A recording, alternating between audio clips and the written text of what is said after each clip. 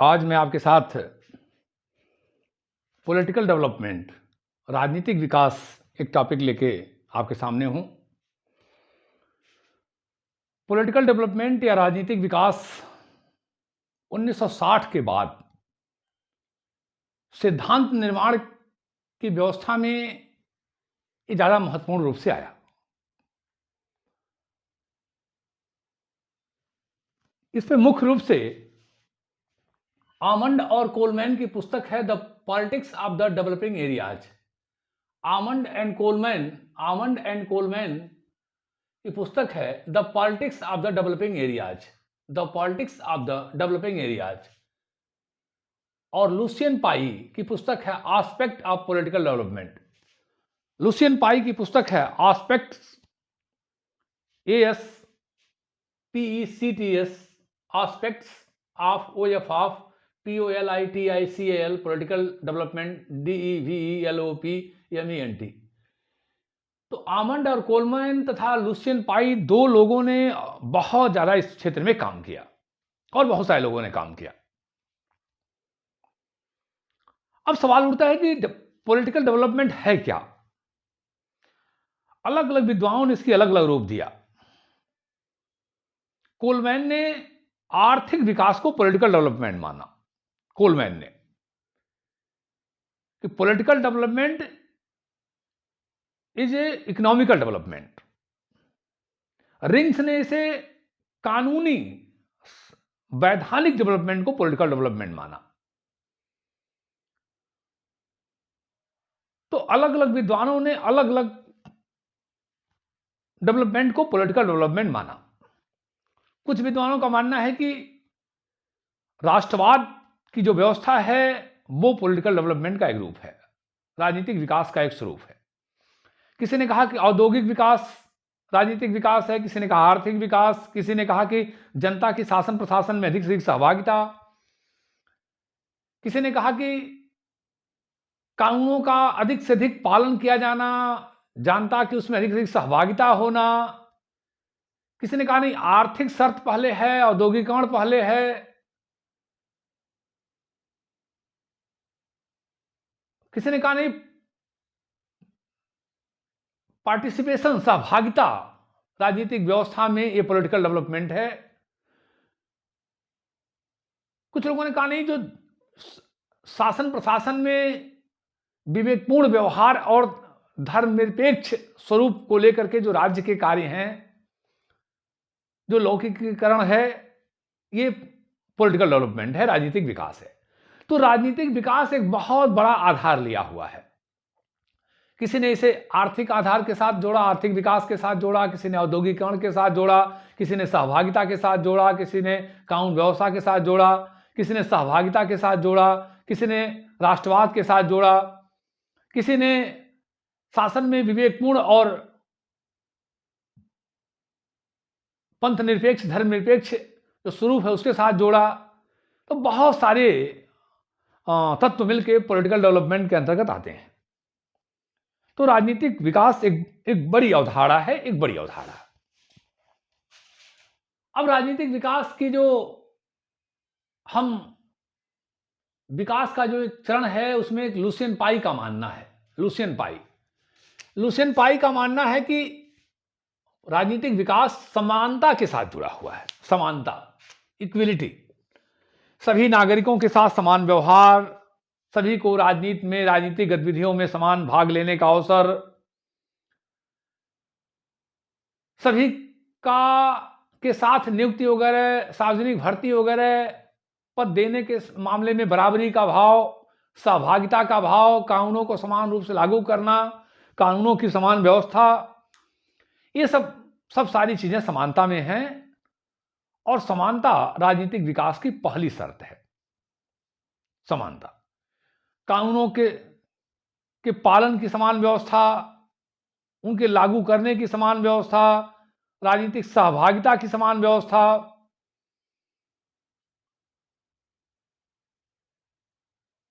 जो अवसर मिल रहे हैं सार्वजनिक पदों की उसमें समान व्यवस्था। इस समानता जो है राजनीतिक विकास की पहला तत्व है, ऐसा मानना है लुसियन पाई का। दूसरा, क्षमता। क्षमता से तात्पर्य है इनका कि जो जो राजनीतिक व्यवस्था है वो कितनी क्षमता के साथ कानूनों को लागू कर रही है, व्यवस्था दे रही है, जो राजनीतिक संकट आते हैं उनका समाधान कर रही है, समस्याओं का निपटारा कर रही है, जन सहभागिता की जो समस्याएं हैं उनको दूर कर रही है, कानूनों का लागू किया जाना, समस्याओं का निपटारा किया जाना, कानूनों की व्यवस्था दिया जाना, बहुत सारे संकट, बहुत सारी समस्याएं जनमानस के सामने आते हैं, शासन प्रशासन उनको दूर करता है। कितनी क्षमता से दूर कर रहा है, ये राजनीतिक विकास के लिए बहुत आवश्यक है। राजनीतिक समस्याओं का, राजनीतिक अवसरों का, किस नए नए चुनौतियां आती हैं, नए नए समस्याएं आती हैं, उनका किस चुनौती के साथ, किस बेहतर तरीके से राजनीति परिक्षेत्र उनका समाधान कर रहा है, ये इसका तात्पर्य क्षमता से है। तीसरा, विभेदीकरण। विभेदीकरण से तात्पर्य है लुसियन पाई का कि जो राज्य के विभिन्न अंग हैं, राजनीतिक व्यवस्था के विभिन्न पहलू हैं, विभिन्न तत्व हैं, विभिन्न अंग हैं, जो संगठक हैं राजनीतिक व्यवस्था के, जो अलग अलग स्वरूप हैं राजनीतिक संरचना के, उनका विशेषीकरण हो, विशेष ढंग से वो कार्य करें। शासन प्रशासन के जो अंग हैं वो विशेष रूप से कार्य करें, उनके अंदर विशेषज्ञता हो, अपने कार्यों में दक्षता हो, बड़ी योग्यता से कार्य करें, जन समस्याओं को बहुत बेहतर तरीके से निपटाएं, परंतु इसी के साथ साथ वो इकाई के रूप में काम करें, अलगाव या बिखराव के रूप में काम न करें, एक इकाई के रूप में काम करें, एक व्यवस्था के रूप में काम करें, एकता के रूप में काम करें, सावयव की तरह काम करें, एक होकर के काम करें। ये इनके विभेदीकरण का तात्पर्य है। अब आइए कि राजनीतिक विकास की विशेषताएं। राजनीतिक विकास की पहली विशेषता है सबके लिए समान अवसर, इक्वल अपॉर्चुनिटी फॉर ऑल, सबके लिए समान अवसर, समान कानून व्यवस्था हो, समान ढंग से लागू किया जाए, सभी के साथ कोई भेदभाव न हो, पदों के पाने में राजनीतिक व्यवस्था के द्वारा जो चीजें आम जनता को दी जाती हैं, चाहे सार्वजनिक पद के रूप में, चाहे किसी भी रूप में, उनमें सबके साथ समान व्यवहार हो, ये समान अवसर मिले, सबको समान व्यवहार हो, ये इसकी पहली विशेषता है कि सभी के साथ, सभी नागरिकों के साथ समान अवसर मिले, समान व्यवहार हो, सभी को राजनीतिक गतिविधियों में समान अवसर मिले, भर्ती इत्यादि की सार्वजनिक कार्य करने के लिए समान अवसर मिले, ये समान अवसर की बात हुई। दूसरा है नीतियों के निर्धारण एवं क्रियान्वयन की क्षमता। नीतियों के निर्धारण राजनीतिक विकास की एक बहुत बड़ी विशेषता है कि जो नीतियां हैं राजनीतिक व्यवस्था की, उनका निर्धारण ठीक से हो, मजबूती के साथ उन नीतियों को लाया जाए, उसका पालन कराया जाए, उसका क्रियान्वयन कराया जाए, और जो जन समस्याएं आती हैं, जो आम जनमानस की समस्याएं आती हैं, समाज के साथ, देश के साथ, व्यवस्था के साथ, लोगों के साथ, उनको, उन समस्याओं को मजबूती के साथ दूर किया जाए, ठीक ढंग से दूर किया जाए, उन समस्याओं को निपटाया जाए, उन समस्याओं को दूर किया जाए। तो नीतियों को का निर्धारण ठीक से किया जाए, नीतियां ऐसी बने जो सभी के हितों के लिए हों, सभी की भागीदारी सुनिश्चित करें, जनमानस के हित में हो, उनकी ठीक से क्रियान्वयन हो, समय से पूरे की जाएं, सभी लोग उससे लाभान्वित हों, कानून और नियमों में क्षमता बनी रहे, ये इसकी दूसरी विशेषता है। बेसिसीकरण और इस एकीकरण, जो राजनीतिक व्यवस्था है उनके जो विभिन्न अंग हैं, वो अंग विशेष ढंग से अपने अपने कार्यों को स्पेशलाइजेशन फॉर्म में करें, स्पेशलाइज्ड होकर करें, विशेषीकरण होकर करें, अपने अपने कार्य को दक्ष तरीके से करें, अच्छे तरीके से करें, उनमें दक्षता हो, योग्यता हो, विशेष ढंग से कार्य करने की शासन के जो अलग अलग अंग हैं, जो व्यवस्थाएं हैं, उनमें क्षमता हो, परंतु वो एक इकाई के रूप में काम करें, एक होकर के काम करें, उनमें बिखराव ना हो, विखंडन ना हो, विरोध ना हो, एक होकर के पूरी मशीनरी, राजनीतिक व्यवस्था एक साथ काम करे, ये राजनीतिक विकास की तीसरी विशेषता है। चौथा, राजनीतिक कार्यों में विवेकपूर्ण निर्णय लिए जाएं, कानूनों का विवेकपूर्ण निर्माण हो, जनहित को ध्यान में रखते हुए राजनीतिक कार्य किए जाएं, राजनीतिक क्रियाकलाप तय हों और लौकिक स्वरूप तय हो, अर्थात पंथ निरपेक्षता, धर्म निरपेक्षता के दृष्टिकोण को ध्यान रखा जाए। राजनीतिक व्यवस्था से धार्मिक व्यवस्था को अलग किया जाए, पंथ निरपेक्ष स्वरूप लाया जाए, शासन सत्ता विवेकपूर्ण व्यवहार करे और जो शासन है वो धर्मनिरपेक्ष होकर के ऐसा माहौल बनाए, ऐसा व्यवस्था करे कि धर्मनिरपेक्ष होकर काम करे, ऐसे दृष्टिकोण का विकास करे। अब वो राजनीतिक विकास से कितने स्तर होंगे, कितने चरण होंगे, कितने स्टेजेज होंगे, इस पे आग्नेस्की की एक पुस्तक है, Organski stages of political development, STAGES stages of of political POLITICAL political development DEVELOPMENT। तो आग्नेस्की की एक पुस्तक है स्टेजेज ऑफ पॉलिटिकल डेवलपमेंट।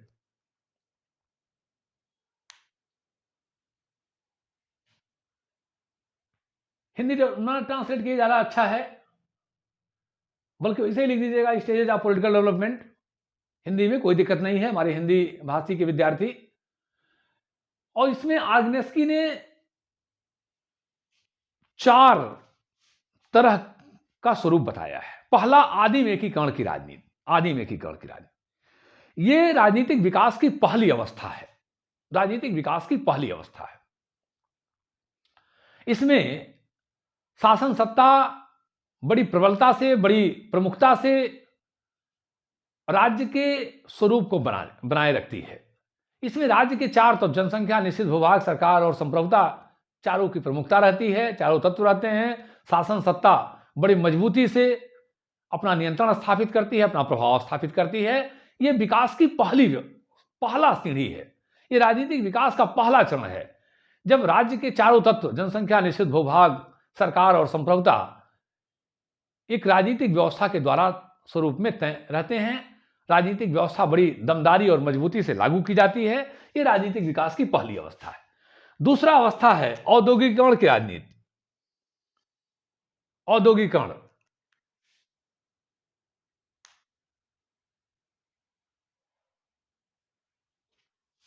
औद्योगिकीकरण की राजनीति का तात्पर्य है कि उद्योगों का विकास, अधिक से अधिक उद्योग लगाए जाने, अधिक से अधिक वस्तुओं का उत्पादन। और इसके कई मॉडल हैं दुनिया में, बुजुर्वा मॉडल है, पश्चिमी मॉडल है, स्टालिन मॉडल है, समन्वय का मॉडल है कि गवर्नमेंट एंड प्राइवेट सिस्टम को मिला करके बहुत सारे मॉडल हैं। उन मॉडलों को देखते हुए इंडस्ट्रियलाइजेशन किया जाए, औद्योगिकीकरण किया जाए, इंडस्ट्री को स्थापित किए जाए, बड़े पैमाने पर स्थापित किए जाए। तो औद्योगिकीकरण की व्यवस्था, औद्योगिकीकरण की राजनीति, ये बहुत दूसरा स्वरूप है आग्नेस्की के अनुसार राजनीतिक विकास की, कि जब उद्योगिकीकरण किया जाता है, औद्योगिकीकरण किया जाता है, उद्योगों की भरमार की जाती है किसी राज्य में, हर वस्तुओं की उद्योग उत्पत्ति पैदा करना ये सुनिश्चित किया जाता है, विशाल पैमाने पर उद्योग लगाए जाते हैं, उसमें राजनीतिक सहभागिता इत्यादि को तय किया जाता है। तीसरा, लोक कल्याण की राजनीति। लोक कल्याण की राजनीति एक ऐसी राजनीति है जिसमें जनता को शोषण से मुक्त रखा जाता है, जनता को शोषण से मुक्त रखा जाता है, अधिक से अधिक उन्हें सुविधाएं प्रदान करना, वस्तुओं की पूरी आपूर्ति प्रदान कर देना, हर तरह की व्यवस्था दे देना, उनकी आवश्यकता के संसाधन उपलब्ध करा देना, जनता को शोषण से मुक्त करना, वस्तुओं की बहुत ही उत्कृष्ट किस्म की चीजें उन्हें ला के देना, एक best form of the materials लाना। तो ये लोक कल्याण की राजनीति है कि जनता को शोषण से मुक्त रखा जाए, वस्तुओं की बेहतर से बेहतर सप्लाई दी जाए, अच्छे से अच्छे वस्तुओं की सप्लाई दी जाए, सभी तक वस्तुओं की सप्लाई उपलब्धता आसान किया जाए, सरल किया जाए। चौथा है समृद्धि की राजनीति। समृद्धि की राजनीति का मतलब जैसा अमेरिका में है, जापान में है, दक्षिण कोरिया में है, यहां ये विकास का अंतिम चरण है, जिसमें अधिक से अधिक परिष्कृत संसाधन उपलब्ध कराए जाते हैं। सुपर सुपर से सुपर स्पेशलिस्ट प्रोडक्ट उन्हें दिए जाते हैं, संसाधन दिए जाते हैं, साधन दिए जाते हैं। ये बड़ा ही जटिल और कठिन चरण है। जनता की अधिक से अधिक वस्तुओं की जनता तक इतनी ज्यादा बड़े पैमाने पे, इतनी मॉडिफाई तरीके से, इतने अच्छे तरीके से पहुंच बना दी जाती है। हर तरह के जितनी उनकी आवश्यकताएं हैं उसको इतना सुलभ और इतना परिष्कृत ढंग से किया जाता है कि जितना संभव से संभव हो समृद्ध की राजनीति में जनता तक संसाधनों को पहुंचाया जाता है। और संसाधन, वो जो वस्तुएं या चीजें हैं, ये बहुत ही मॉडिफाई होती हैं। जापान, अमेरिका, दक्षिण कोरिया इत्यादि देशों में इस तरह की राजनीतिक व्यवस्थाएं हैं। वास्तव में बड़ी जटिल और बड़ी कठिन व्यवस्था चरण है। एक होड़ सी लगी रहती है कि अपने नागरिकों को हम कितनी अच्छी से अच्छी वस्तुओं की सप्लाई, कितनी अच्छे से अच्छे संसाधनों की उपलब्धता करा दें। यहां मैं एक चीज और बताना चाहूंगा कि राजनीतिक विकास के दो रास्ते हैं, एक मार्गी, बहुमार्गी। एक मार्गी का मतलब होता है कि एक रास्ते से हम विकास के चरण को पूरा कर लें, जिसमें हमें बहुत सारे मॉडल हैं। पश्चिम का मॉडल है, स्टालिन का मॉडल है, चीन का मॉडल है, बहुत सारे मॉडल हैं। एक रास्ते को हम अपना बेस बनाते हैं। कोई भी राज्य, कोई भी देश अपना बनाता है, राजनीतिक व्यवस्था बनाती है और अपने विकास को तय करती है। दूसरा है बहुमार्गी। कुछ विद्वानों का मानना है कि राजनीति, जब समाज ही बहुमार्गी है, जब समाज ही बहुआयामी है, विभिन्न उसके दृष्टिकोण हैं, विभिन्न उसके स्वरूप हैं, विभिन्न उसके आयाम हैं, तो राजनीति भी विभिन्न दृष्टिकोण, विभिन्न आयाम, विभिन्न स्वरूपों को ली हुई है। इस नाते बहुमार्गी दृष्टिकोण, दो दृष्टिकोण आते हैं, एक मार्गी, बहुमार्गी। अब आता है कि राजनीतिक विकास के कौन कौन से साधन हैं, कैसे कैसे राजनीतिक विकास प्राप्त होगा, किन किन लोगों के द्वारा राजनीतिक विकास प्राप्त किया जा सकता है। तो पहला है क्रांतिकारी नेता। जब कहीं की व्यवस्था राजनीतिक विकास की मांग करती है या राजनीतिक विकास के लिए आवश्यकता होती है, तो क्रांतिकारी नेता आते हैं। क्रांतिकारी नेता ऐसे नेता होते हैं जो वहां की कायाकल्प कर देते हैं। उनके सामने बहुत सारे पुरातन चीजों को बदलने की स्थिति होती है, बहुत सारी नई चीजें अपनानी होती हैं। परंतु विद्वानों का मानना है कि क्रांतिकारी नेताओं को मध्य मार्ग अपनाना चाहिए। मध्य मार्ग, उनके सामने एक बहुत चुनौती होती है कि व्यवस्था में तुरंत त्वरित परिवर्तन करना, नया स्वरूप देना। तो क्रांतिकारी नेता राजनीतिक विकास के एक बहुत बड़े माध्यम है। हालांकि उन्हें मध्य मार्ग अपनाना चाहिए। दूसरा है राजनीतिक दल। राजनीतिक दल तो लोकतंत्र के बहुत बड़े आधार हैं। राजनीतिक दलों के माध्यम से राजनीतिक विकास की रूपरेखा तय की जाती है। जनता की सहभागिता, सरकार की जनता तक पहुंच, जनता की सरकार तक पहुंच, अधिक से अधिक लोगों का शासन प्रशासन में भाग लेना, उनकी सहभागिता, मताधिकार का विस्तार, जन भावनाओं के अनुसार शासन का संचालन, व्यवस्था देना, ये बहुत बड़ी जिम्मेदारी राजनीतिक दलों की होती है, जो राजनीतिक विकास का काम करते हैं। सेना भी राजनीतिक विकास के लिए का एक बहुत बड़ा साधन है। जब कहीं राजनीतिक व्यवस्था ठीक से काम नहीं कर पा रही होती है, तो शासन शक्ति सेना के हाथ में आ जाती है। सेना अपने हाथ में लेकर के और बहुत तेजी से राजनीतिक विकास को आयाम देती है। विशेष करके विकासशील देशों में, पिछड़े देशों में ये चीज ज्यादा देखने को मिलता है कि सेना ने राजनीतिक विकास को अपने हाथ में ले लिया, बहुत तेजी से गति दिया, बहुत उन्नति किया और राजनीतिक विकास के आधार को मजबूत किया। आधुनिक नौकरशाही वो है जो कानूनों का पालन करवाती है, कार्यपालिका का अस्थायी स्वरूप होती है। आधुनिक नौकरशाही नए नए विचारों से, नए नए योग्यताओं से, नए नए निपुणताओं से, नए नए ज्ञान से, नए नए क्षमताओं से प्रतिबद्ध होती है, जुड़ी होती है। अतः वह जनता में नए नए विचार, नए नए तरीके ला करके राजनीतिक विकास का काम करती है। किस तरह से हम त्वरित काम पूरा करें, जल्दी करें, जन भावनाओं के अनुसार विकास को तय करें, उनकी सहभागिता बढ़ावें, उनके मनोभावों को देखें, उनकी उनकी किस की क्या सप्लाई कब देनी है, संकट है, परिस्थितियां हैं, ये सारा कुछ आधुनिक नौकरशाही के द्वारा विकास के रास्ते को तय किया जाता है। राष्ट्रीयता की भावना का विकास। राजनीतिक विकास में राष्ट्रीयता की भावना का बहुत बड़ा महत्व है। जब लोगों में राजनीतिक भावना का विकास होता है तो लोग शासन प्रशासन में अधिक से अधिक भाग लेते हैं, नियमों का पालन करते हैं, अपनी भूमिकाओं को बेहतर तरीके से राष्ट्र की भूमिका के साथ जोड़ते हैं, अपनी गतिविधियों का पूरा प्रयोग करते हैं राष्ट्र के विकास में, समाज के विकास में। तो राष्ट्रीयता की भावना बहुत आवश्यक है राजनीतिक विकास के लिए। और आज के समय में तो ये बहुत ही महत्वपूर्ण है कि जब संसाधनों के सही उपयोग में लोग देश हित में कार्य करें, सोचें। राजनीतिक सहभागिता में वृद्धि, लोगों की सहभागिता में वृद्धि किया जाए, राजनीति अधिक से अधिक कार्यों में सहभागी हो, जन समस्याओं को सुलझाए, लोगों की समस्याओं को सुलझाए, लोक कल्याण का कार्य करे, अधिक से अधिक अच्छे कानूनों को ले आए, सब पे समान रूप से लागू करे, उनके समान अवसरों की व्यवस्था करे। ये सब राजनीतिक सहभागिता में वृद्धि करके हम राजनीतिक विकास को तय किया जा सकता है, तय होता है। समस्याएं, अब हम थोड़ी चर्चा करेंगे कि राजनीतिक विकास की समस्याएं क्या हैं। तो राजनीतिक विकास की बहुत सारी समस्याएं हैं। सहभागिता की समस्या, राष्ट्रीय एकीकरण की समस्या, राजनीतिक स्वरूप निर्धारित करने की समस्या, एकीकरण की समस्या, एक इकाई के रूप में लाने की समस्या, विशेषीकरण की समस्या,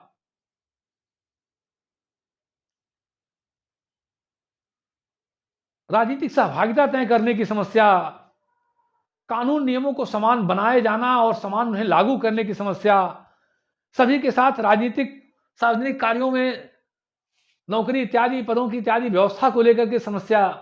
बहुत सारी समस्याएं हैं राजनीतिक विकास में।